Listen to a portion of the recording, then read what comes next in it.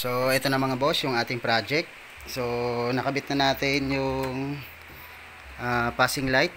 So, ito ay 8mm mga boss, itong passing light button na to. At yung 12 volt na charger mga boss. So, yan yung kanyang charger.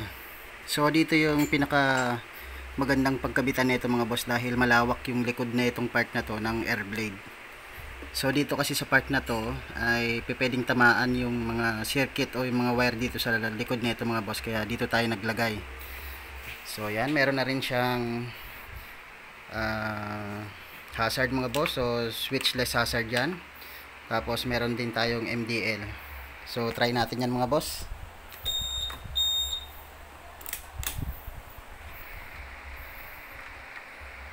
So ito yung MDL nya, high, tapos low mga boss yung dilaw. So high yung puti, low yung dilaw. So meron siyang passing mga boss. Okay.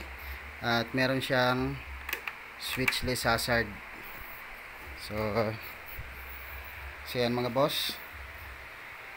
So una, ang pinaka trigger niya mga boss ay kanan. So yan.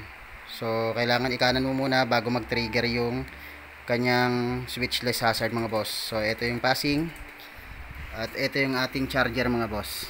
So yan. So meron din siyang cover mga boss para kung sakaling umuulan ay hindi mababasa yung ating socket mga boss o yung port ng ating charger.